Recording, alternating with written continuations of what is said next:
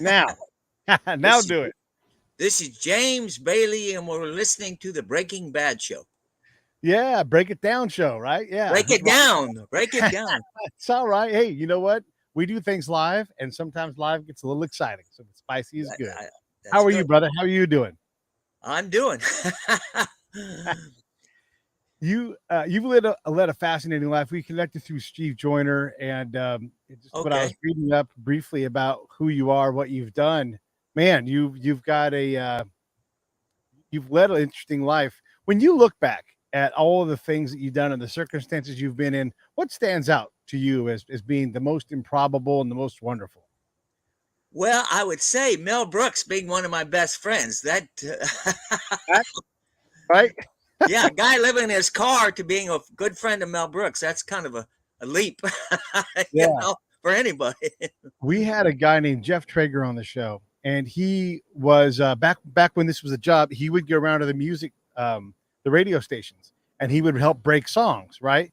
And Okay. so he's not an anybody, but he meets everybody, right? And Yeah. so he also, before that, he worked at a hotel as like a bellhop and befriended, among others, James Brown and Wilt Chamberlain. He was Oh, so close to Wilt Chamberlain when Wilt was out of town.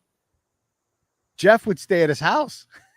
And Jeff is like 5'5". He's a tiny little dude. And then right. he has Will at 7'7". And so these kind of things, these impossible connections like you and Mel have, they do happen.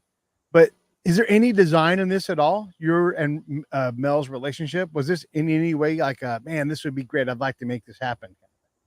No, this is in my book, by the way. The Diary of a Manic OCD Bookseller. Self-explanatory, by the way. Yeah. So what happened? I was a young actor and I was sneaking into the studios all the time. You know, I would wait till the suits went back from lunch and I'd get in line with them and ask them the time. So the security just assumed I was with them. So I had it down to a science. So I'm walking around the studio, 20th Century Fox, a big studio, and I'm trying to meet people, walking the casting directors. And anyway, I hear this voice from behind me. He said, "Are you freaking insane?" So I thought, oh, shoot, the guard or somebody's behind me. And I turn around, it's Mel Brooks. So Mel says, "You're here every freaking day. You got the same freaking clothes on," which is true. I had a $50 suit from Hollywood Boulevard. Yeah. He said, "If I notice you, security's going to notice you." So he's trying to be nice to me, right? So I said, "Okay." He said, "Don't come back." I said, "Okay." Of course, as soon as he walked away, I went about doing my business. I got OCD. I can't be stopped. Yeah. So true story. The next day, I had an audition for Charlie's Angels, a legit. So I had a pass for the studios. So I thought, it's a big studio. I'll never see Mel. There's no chance. So I'm walking in the studio. Here comes Mel in his Rolls Royce. And he just shakes his head like, what the hell? So I run over there. I go, "Mel, I got a pass. I'm legitimate." He said, "Well, tuck your freaking shirt in." So that was the beginning of our friendship, for lack of a better word. I love it. I love the origin story. It's fantastic. And by the way, everybody, there is the link to Jim's book right at the bottom of the Whoa, screen. You see that? James Bailey, even though Mel calls me Jim. The All right. book is to We'll, James Bailey. we'll write the word James in there. So, Yeah, yeah. The thing here's the thing that's funny is that when you email me and say, "Hey, I just looked up James Bailey, author, actor," I do, and I'm like, there's like 7 of you. So it's like, there's not 7 James Bailey, author and actor. well, I swear to God, you type that in, and I do, trust me. What do you think about that? So, like in SAG, you've got to be, James Bailey, Jim Bailey, James R. Bailey, but that's not the case outside of the SAG world. So someone like, okay, look, there's a number of Pete Turners. That's why I'm Pete A. Turner, right? Okay. I'm not in a guild, but there's a musician, there was an author, a photographer, all these different people with Pete Turner as their name. And so, and even the dead guy, I can't seem to get above him reliably, and I outproduce him now, right? So you and I have names that are. Wait a minute, I'm James Michael Bailey at SAG. Yeah, there you go. Okay. I had no choice. Yeah, I had to use my full name. So when you look at something like that in the modern times and trying to stand out in terms of, look, you're not the only James Bailey author, right? So how do you work to figure these things out? Like, how do you stand out amongst your James Bailey peers? Well, that's a good story. I'm driving back from LA to Louisiana. I picked up a hitchhiker, which was a mistake, and he stank so bad. I couldn't, he wasn't, I tried to kick him out of my car. I was driving with my head out the window trying to drive, and he weighs about 300 pounds, and he's got a Jesus sign. I'm always a weakness for that. Yeah. So I finally said, dude, you got to get out. And he said, I'm not getting out. So that's in my book too. So I have, one day I'm meeting Bob Dylan, who's buying my book. The next day I'm dealing with a psychotic hitchhiker. So yeah. Anyway, so getting back to my original story. So I finally got rid of him. He stole my glasses, by the way. So no good deed goes unpunished kind of deal. Right. That's right. So anyway, I go by a cop in a small town in Texas, and I don't know why I did it, but I made a face at the guy. I don't know. I do risk-taking adventures, Yeah. So the cop pulls me over, and I start arguing. Why in the hell did you pull? Wait, you made a face at me. I said, so what? So I was tired, too. That's the only reason I did that. And he said, well, your brake light's out. I said, no, it's not. And actually, I have a minivan, so the top brake light, I didn't even know they had a brake light up there. So anyway, so he takes my license, and he's gone a long time. And I thought, oh, shoot, I used to get drunk in fights all my life, and that's going to show up, So finally he comes back there. Nice to meet you, Mr. Bailey. And I go, what?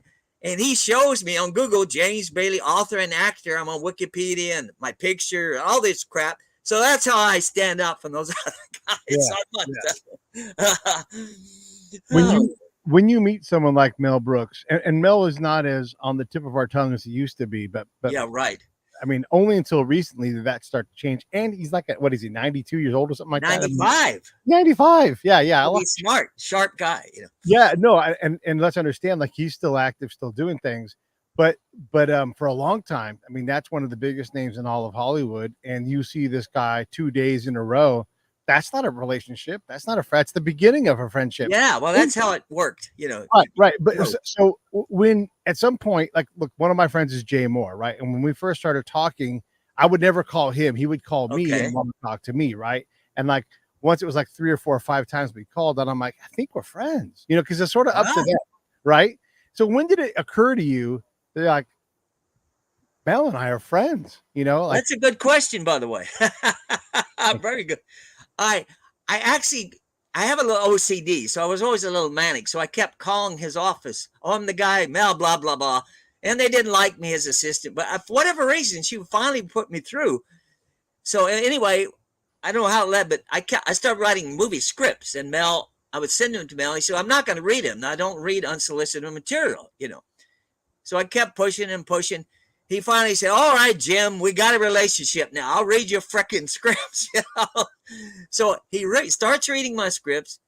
He says, Jim, I love your movie script. I said, well, do the freaking movie. You're Mel Brooks.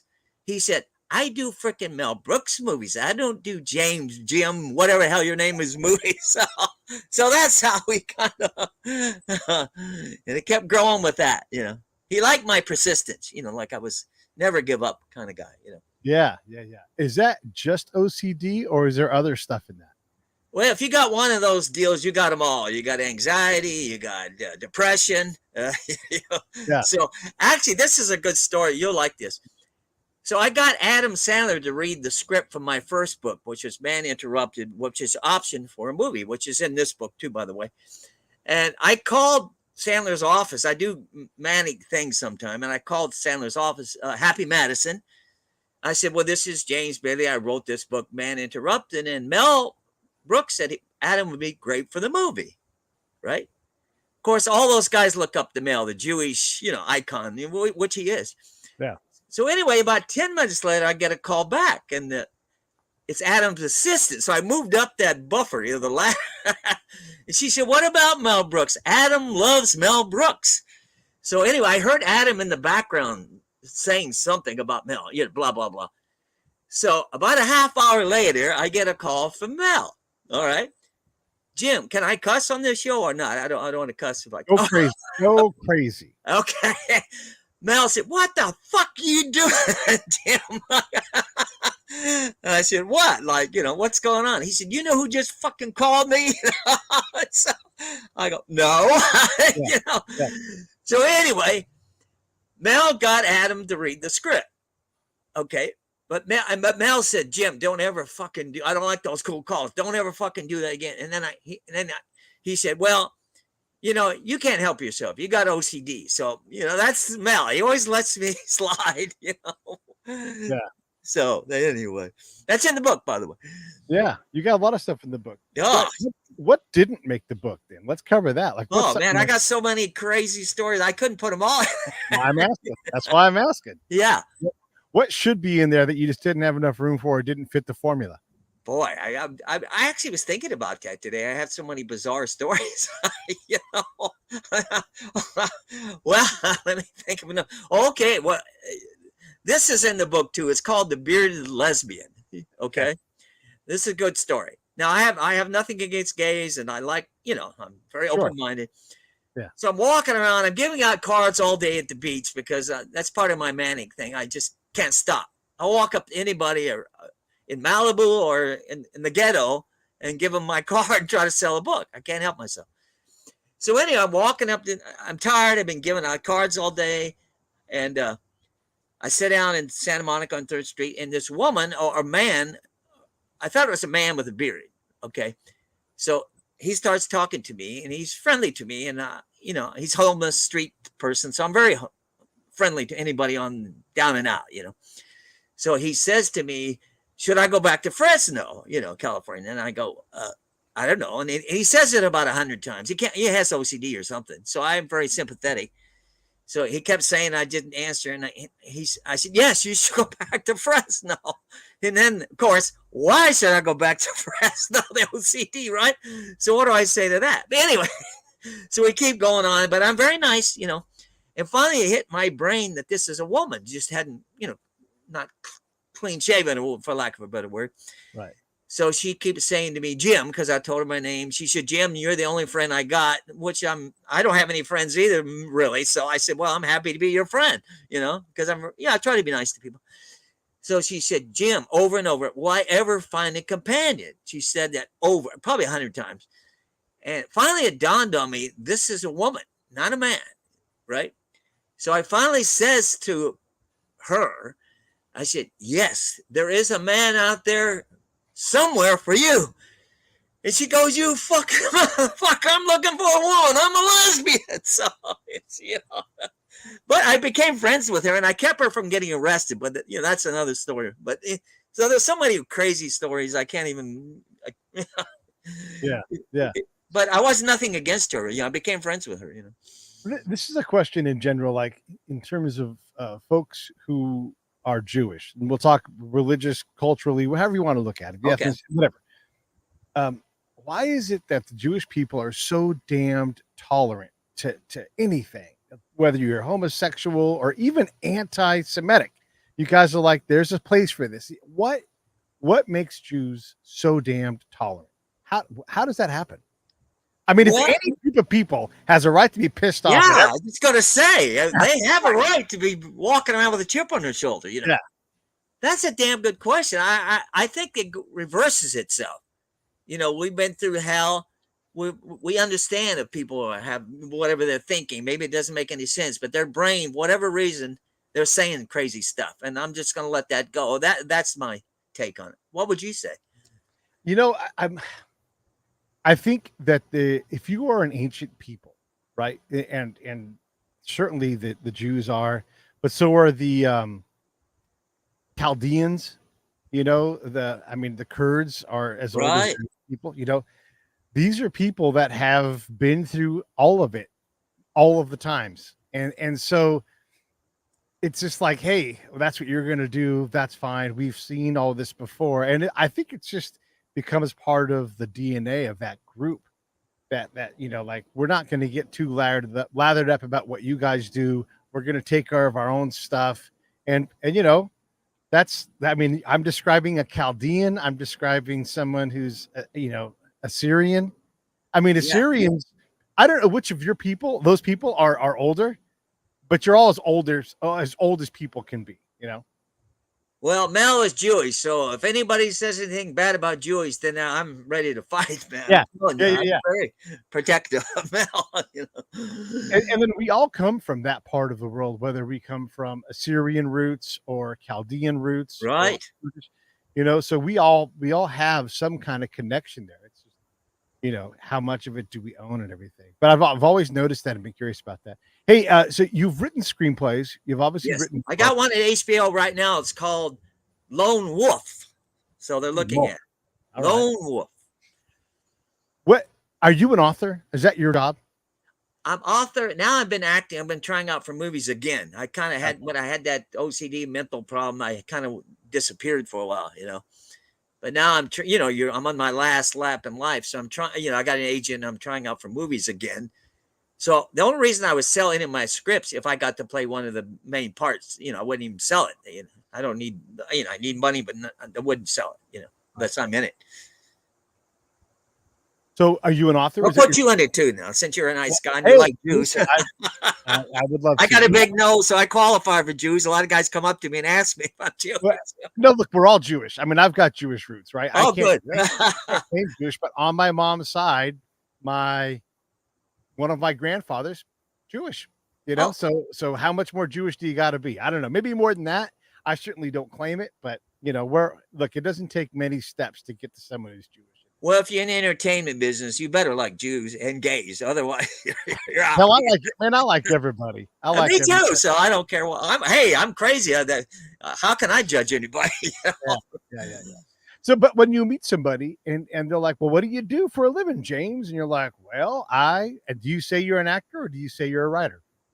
Well, when I meet them immediately, I'm giving out my book card. So that's a given. I'm a salesman. That's yes. Yes. So there's, good Bob Dylan story. Are you a Bob Dylan fan by chance? Yeah, well, how can you not be? He's so important. Yeah. Good story in my book. I'm walking around Malibu now. Everybody in Malibu has probably met me, whether they want to meet me or not, because I give them my card and try to talk them into buying the book. Right. But then I'm walking around Malibu and I walk up to this man and I say, sir, do you like to read? And he goes, yeah, sure. What you got? And nicest man you'd ever meet. He said, oh, I never met an author before, James. I'm so happy to meet you. And I thought, wow, why can't I meet more people like this guy? So we're walking to the little bookstore in Malibu and he's asking me questions about where do I write? And he's so happy to meet me. He said that probably 5 times. And I thought, wow, I wish he was my dad or my friend or something.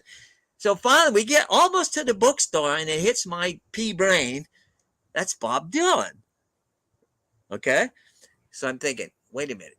He doesn't want to tell me. I have a feeling. So how do I ask him without asking, Yeah. So I said, sir, what kind of work do you do? I thought, musician or something. He looked for a long time. He goes, James, I'm a gardener. I said, oh, well, happy to meet you. You're my favorite gardener. So that's a good story. Yeah. So, yeah. Did you maintain contact with Dylan?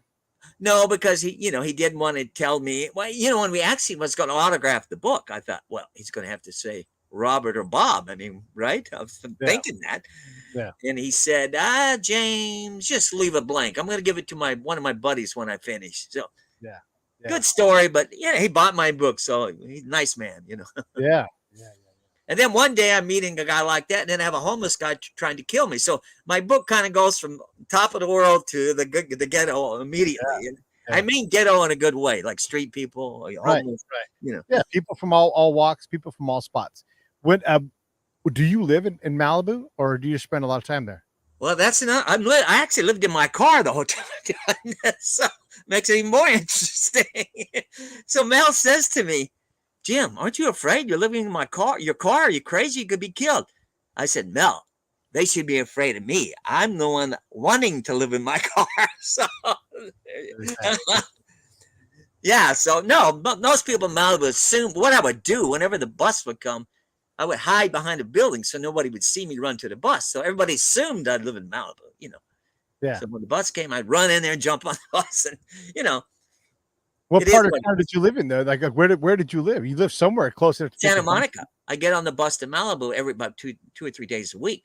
And there was a little bookstore and and I met Pierce Bronson. He bought my book in there. I actually gave Matthew McConaughey a book, but at that time I didn't have a movie option, so I was like, "Hey, I'll give this book. Maybe the guy sees a movie, right?" Yeah, yeah, yeah. But Mel told me, he said, "Jim, nobody's going to read your fucking book because they get shit from their agents all the time, and people get Mel stuff all the time, and he just throws it in the trash."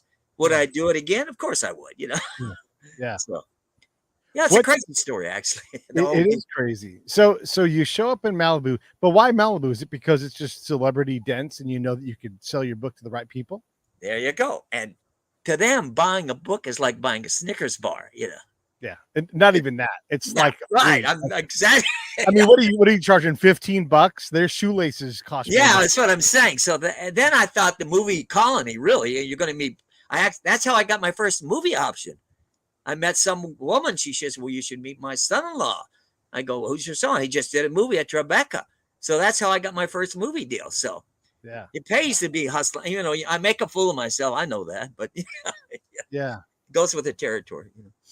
Yeah, I mean, there's making a fool of yourself, but there's also you have a level of professionalism to what you're doing because you're not getting optioned because you're making a fool of yourself. Yeah. You're getting optioned because you're making yourself available, and then not afraid to hear no or laughs and go, yeah, but one of you is going to buy this good script.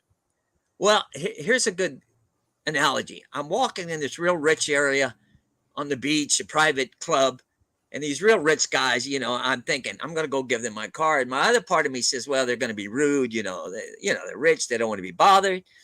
And then I tell them, I'm thin skinned. Everybody thinks I'm thick skinned when I'm not. I'm very thin, which makes I should motivate any salesperson. If I can do this, you can do this. Right. So I tell myself, you're going to be intimidated by these people you don't even know.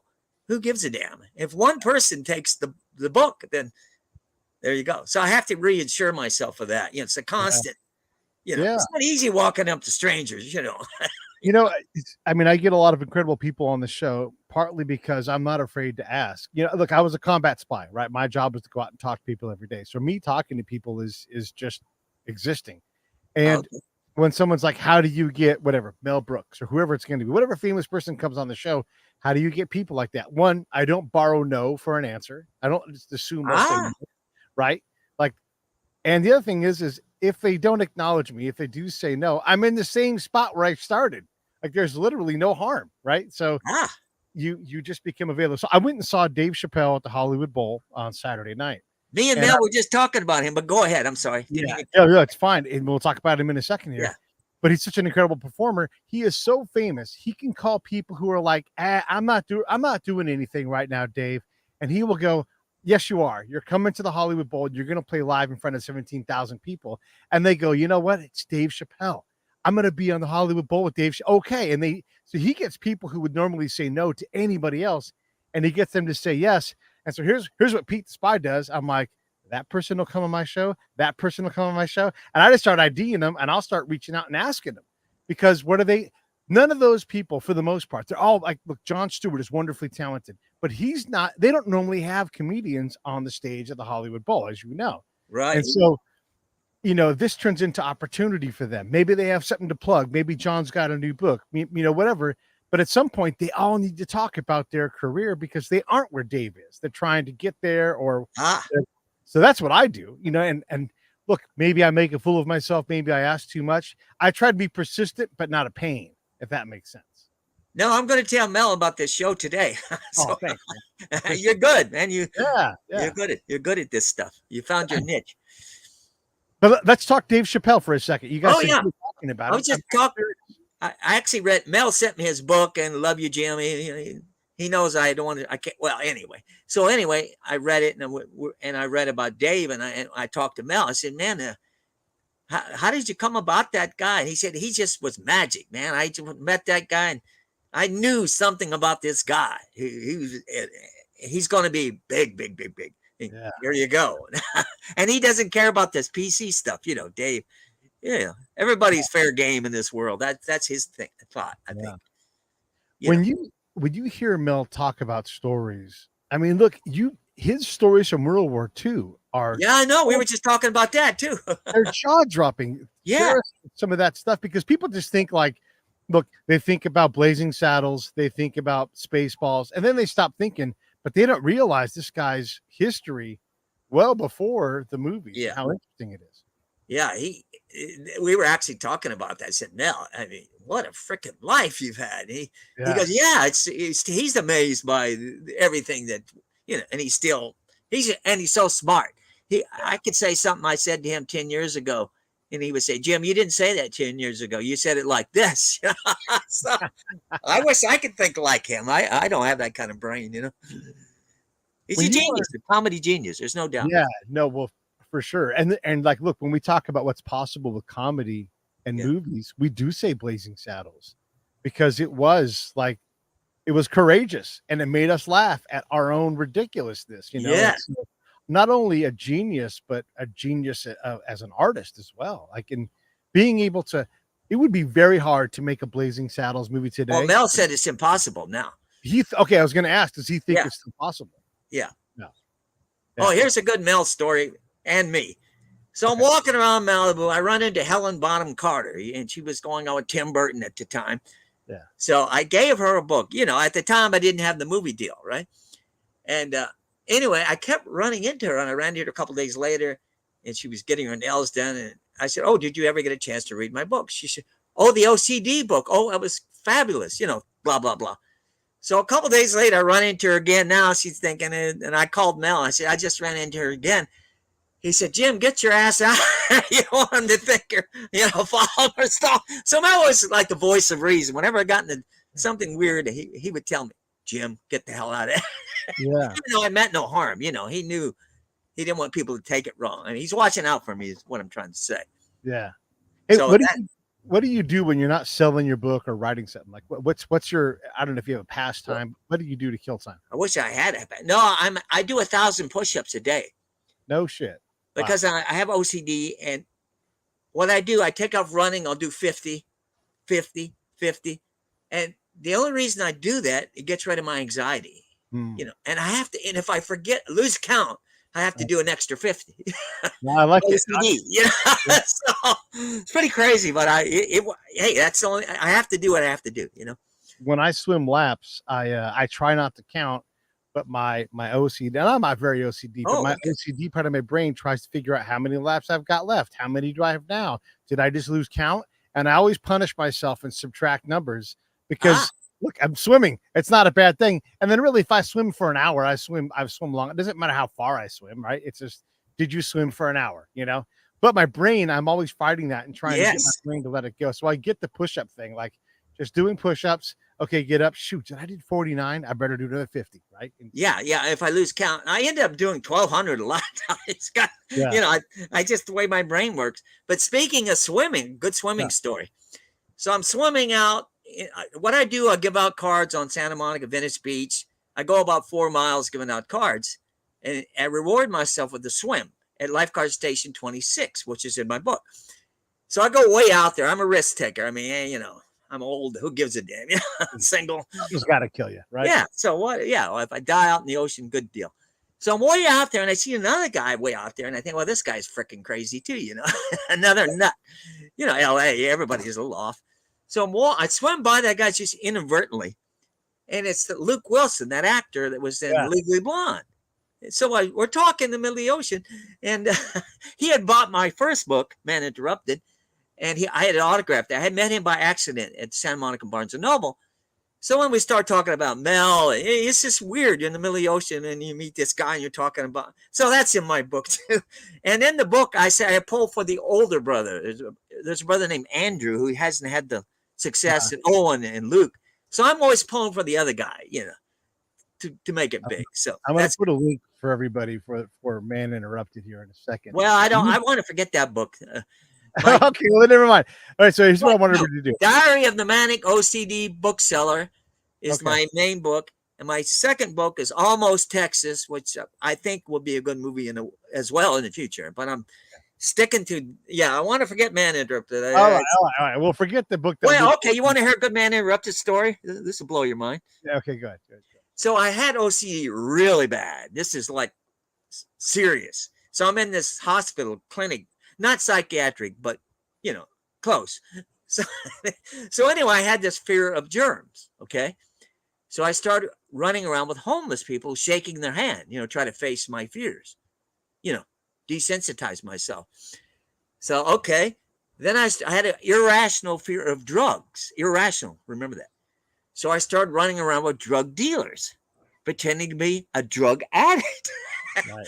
So they finally said to me, Squiggles, that was the main drug dealer.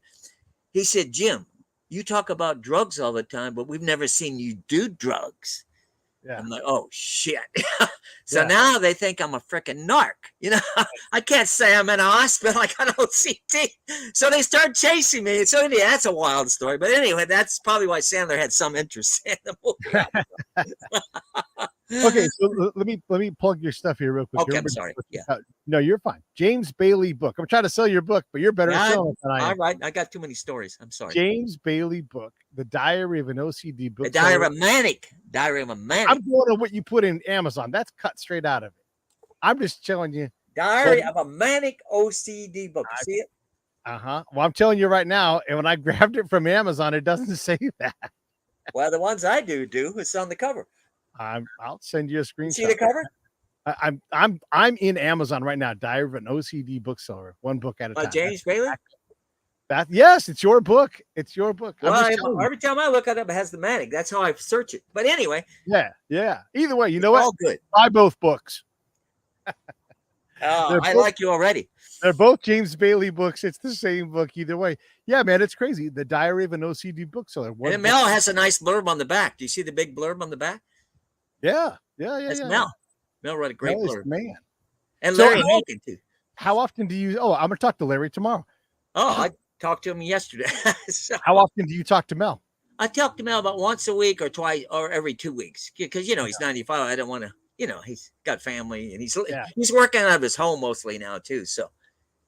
Yeah, it's incredible. I got to meet dang it, who did I get to meet? One of his peers in TV. I cannot think of his name. Carl Reiner was his best friend. Carl Reiner's good. And then who's the guy that did All in the Family? Oh, Norman Lear. I met Norman Lear. He did Jay Moore's podcast and he was there.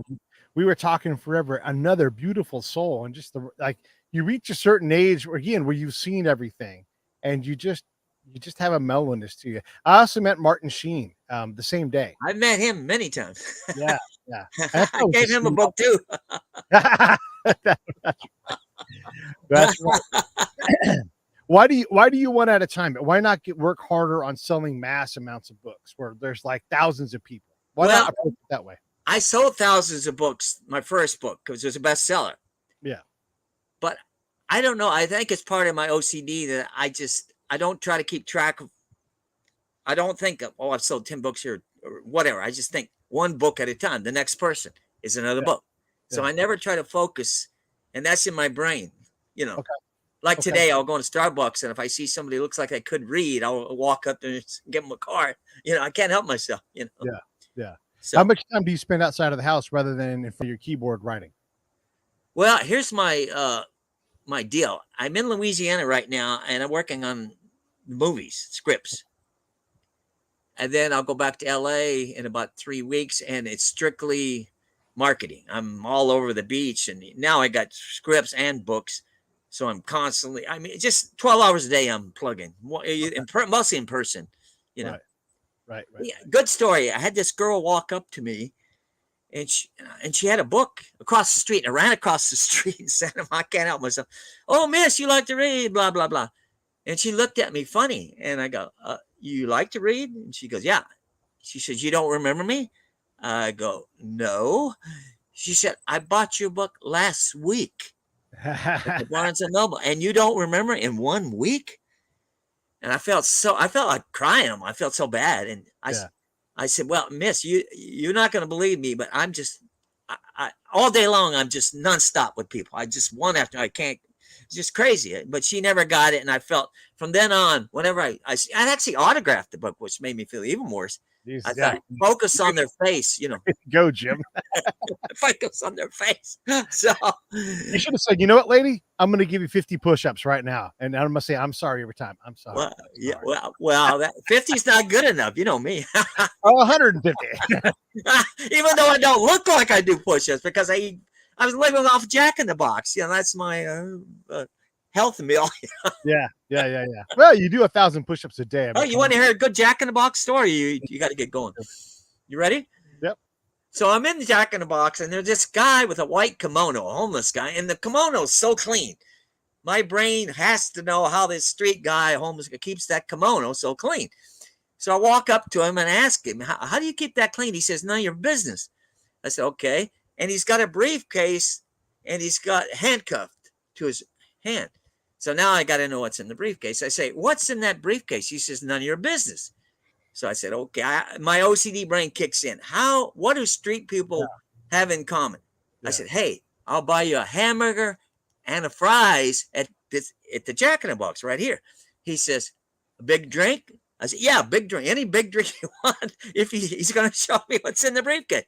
So he slowly starts opening the briefcase, and I'm thinking he might have a bomb in there. I don't know. He's crazy. I mean, I'm crazy. He's crazy. So I kind of backed away because I didn't know. So he finally opens it up.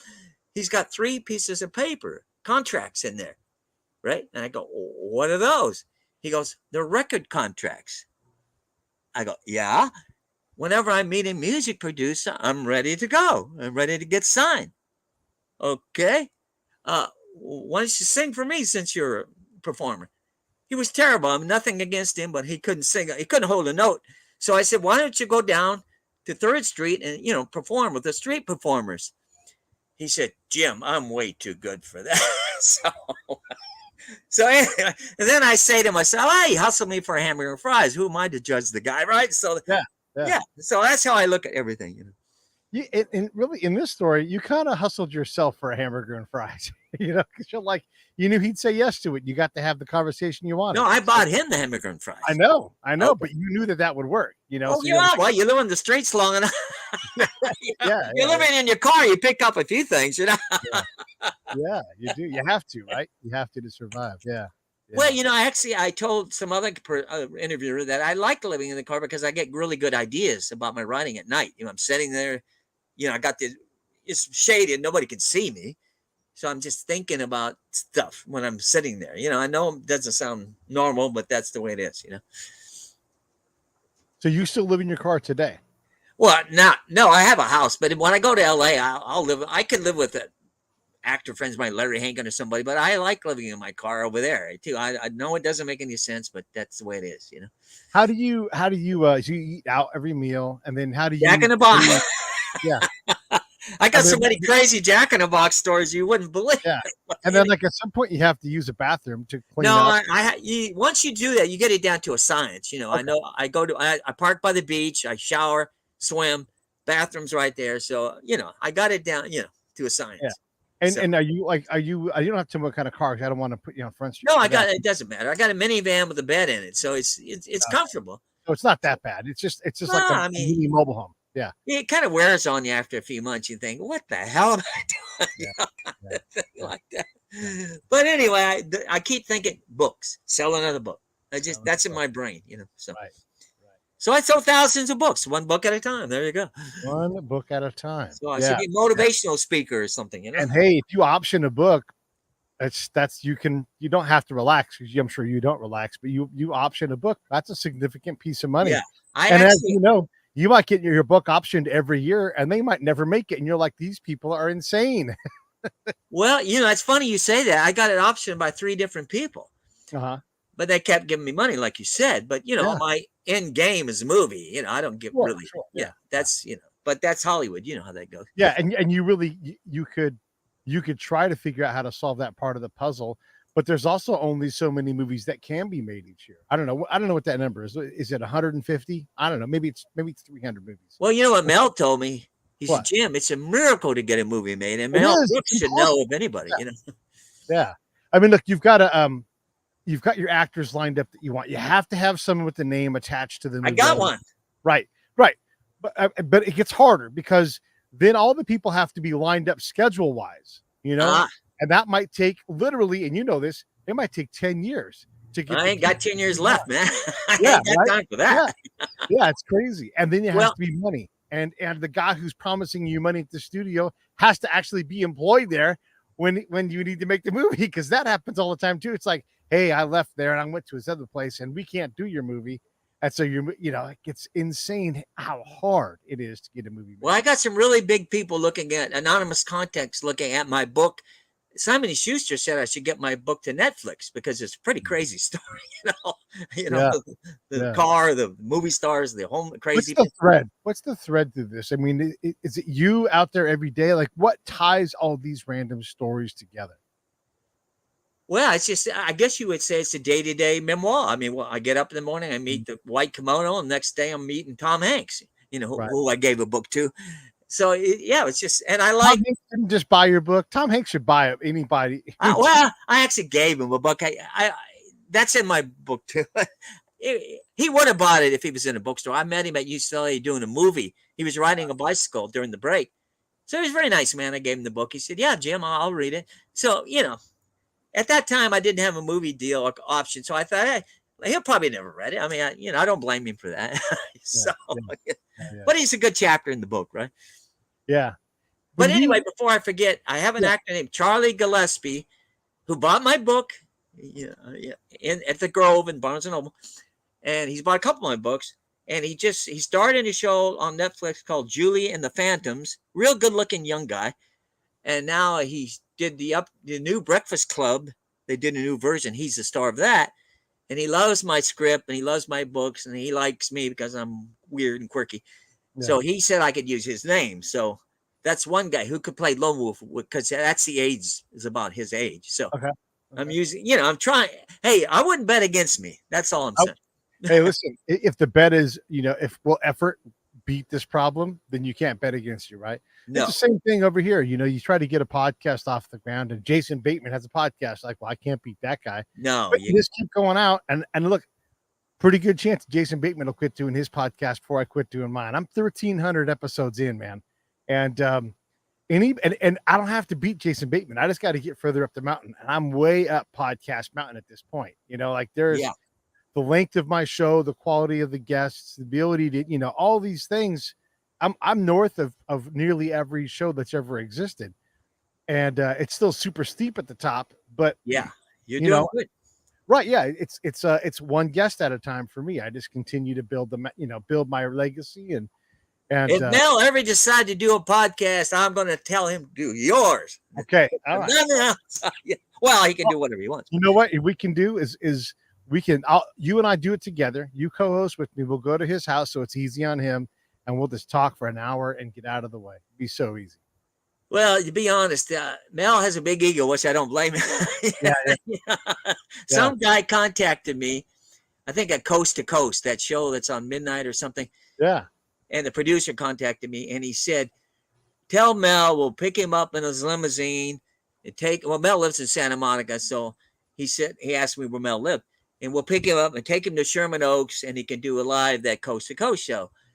And number one, Mel's been in a million limousines. He don't give a shit. I'm going in a limousine somewhere. Yeah. And he just calls out a car. Yeah. And then the guy kept pushing me to get Mel. And I said, Mel's not interested. Never heard from the guy again. So it's all good, like they say. Yeah. The thing about writing books, right? Everybody can write a book these days and publish it, but it's you truly have to, and you'll get this, you truly have to be salesman of the year for your own book. You have to force the publisher, and this will sound crazy to the audience. You have to force the publisher to do a reprint every time a reprint needs doing, because they're like, we're not going to sell these. And you're like, I will sell them. You don't worry about selling. You just put the ink on the paper. I will sell the motherfuckers. And until you convince them of that, I'm going to shut up and let you talk because you know how this works. Don't I know it? It's actually in my book about how hard it was to get published in the beginning. Writing a book is easy compared to all that bullshit that comes with afterwards. Easiest part, yeah. Yeah, so I actually wrote that. So if anybody's thinking about writing a book, it's not easy. Well, you could write the freaking book, but getting it published, getting it in bookstores, selling it. I mean, that's a whole, it's another world there. Yeah. But you have to be relentless. And that's kind of what I think, any kind of creative endeavor. Speaking of being salesman of the year for our own stuff, let me do this real quick. If you want to support the Break It Down show, all you've got to do is go to the breakitdownshow.com or just go down breakitdownshow.com and go to the store. You can get a shirt that says, Break It Down Show on it, or Spy or wherever you want. We got all kinds of shirts and other swag on there. Or the best way to support the show is go to the PayPal link and just say, hey, Pete, here's $5 a month. I want you to keep doing what you're doing. If you do that, that's all we need to do. People always say, hey, why not do Patreon? Because I don't need Patreon. I need you and I need me. I'll do the work. You kick in a tiny amount of money a month, $10 a month. Would you buy me lunch? Put that much money in. And you see what I do. I go out and I work on to do these things. Now, the other thing you can do is if you want to support somebody else who works his ass off, this dude sitting right over here. I got to get my point right. That's right. Go get Jim's book. And here's Jim's link. James Bailey. Remember, because James is on the book title. James Bailey. And Mel said to tell you to buy my book. I told him I was doing a show today. That's right. Mel Brooks wants you to buy James. He wants you, the host, you. I'll buy it. That's right. Not a problem. And you better send me the link that you bought it. That's what Mel likes. I always push all that. Okay. All right. I will buy your book. $10, man. That's, I made it as cheap as I could. Yeah. But yeah, man, that's what we do, right? You and I, we work hard. We promote the things that we promote. Sure, I'm glad to buy your book. I'll send you a link to my stuff. You can support me however you want. I will. Right? Yeah. This is what we do, right? Everybody just starts to lift each other up. What's when you see all the craziness, like we just saw Dave Chappelle and all these other great comedians, when you see all the craziness in the world and all of the anger and all of the offense that's being taken, what do you think about all this, man? Boy, it's insane. Sometimes I'm glad I'm old because this world is so whacked out. You get my point. It's just it's just hard to deal. What's going on? It's just you can't digest it all. It's so bizarre. Putin and all that, and everybody's a victim in America, and I don't know. It's crazy. Well, I mean, you look at someone like Mel Brooks or yourself, and then it's easy to dismiss folks who are older because you guys don't know how it is. Like, well, we know how it was. And look, in my lifetime, I'm a Gen X guy. I was born in 70, right? And in my life, there has been dramatic differences. I get that Jackie Robinson's wife is still alive. Here's this living vestige of a time when this nation was not as great as it is today. So let's not just say everything is horrible all the time. We have really and truly come a long way. We have the ability. This is remarkable. We have a woman who was a refugee from an Islamic country who says anti-Semitic things representing her district in Congress. How impossible is that? Like, that is not possible in most other countries where you can have this person that creates, either through her appearance, through our bigotry, through whatever, her words, who creates so much division, and there she is in one of the biggest, most influential roles you can have in this nation. Yeah, I don't get that. It's not a bad place. I don't get that. But that's me. Yeah.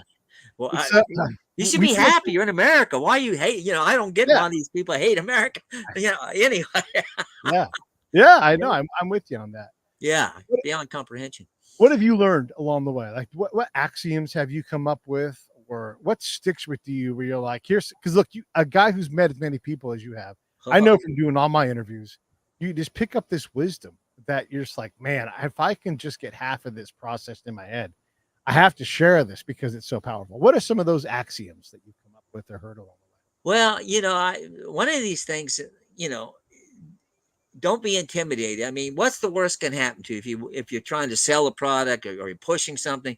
Yeah. What's the worst that can happen? Somebody's going to be rude to you. And then you could say to yourself, well, maybe they just had a fight with their other half or something. So you can justify it. So like Mel said this to me once. Somebody was rude to me in a bookstore or something. And I was really almost crying. I was so sensitive about it.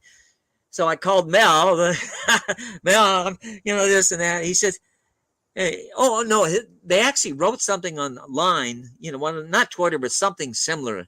That I met this guy, me, and he blah, blah, blah, very negative stuff. And I talked to the person for like a minute. But with the internet, people can say anything about you. So I told Mel, man, I don't know. And Mel says, did you mention the name of your book? And I go, yeah. Did you mention your name? He goes, yeah. Well, good. She's plugging your book. I said, no.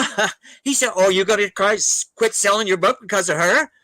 I said, no. He said, well, shut up. So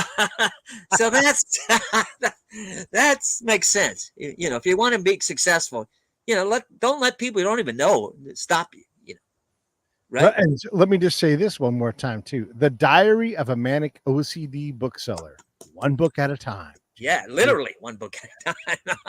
And just because this is weird, if you go to Amazon, the title of the book and the headline is a slightly different thing. Just look at James Bailey, look for the blue butterfly in the jar, and then you'll have yeah.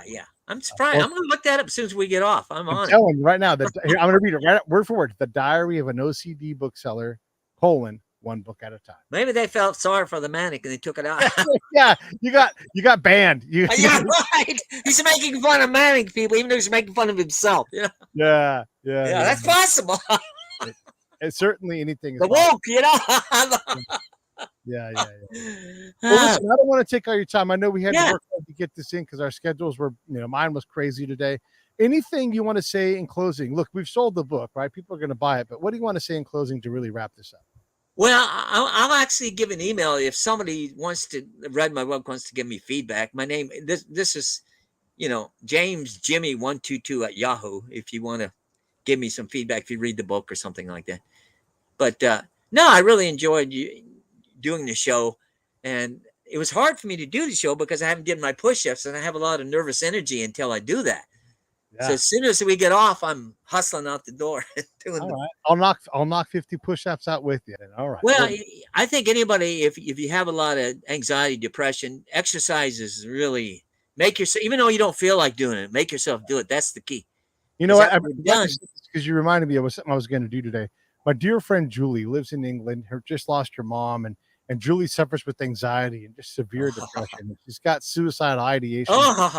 And so it's just all these things. And she's a tank. She is so damn tough. And I just love her. And she writes expressively about how she's feeling and where she's at in general. Whatever it is that any of you are suffering with, know that, like, look, I suffer with anxiety. I have suicidal ideation all the time. I work through it. I've got a therapist. I'll see her tomorrow. You've got your things that you do, of course. We all are in this together. Before it gets to be too late, reach out. And here's the thing. If you don't have these things, you have people in your life that are suffering or struggling, just instead of waiting for them to reach out to you, you reach out to them. Go knock on their door. Hey, I just wanted to come by and share a few minutes with you, And so that's how we help each other. That's how we get the other person to shake out of that depression. They may go back into it the minute they go back in their house, but you're just trying to jumpstart that interaction. And if you can get someone who's struggling to be in service of someone else, that's good. So find ways to do charity. And if you're an adult and your life is in any way stable and you're not focused on some kind of charity, it's time to change that. Because one last thing for your listeners. Please. Everybody needs a purpose to get up every morning. If you don't have a purpose, you cease to exist. I'm talking about mentally and physically. So even though if you're picking up cans, which I did years ago, go do something. That way, when you get up, you got some purpose. It helps with all that depression, all that crap, Trust me. I know. I wrote the book. He did. Many books. But anyway. That book is fantastic. It's available on Amazon, The Diary of a Manic OCD Bookseller, one book at a time. All right, I appreciate you, buddy. Yeah, I'll be right back. Hang on. Hey, thanks for watching the show. I really appreciate it. Right here, you can subscribe. Please do that. It makes the show grow. Hit that notification bell so you know which incredible guest is coming up next. Down below is the PayPal link. You can put a small subscription in. That is an enormous help. All that money goes right back into the show. And then right up over here are the next episodes you should listen to, curated by yours truly. Thank you so much.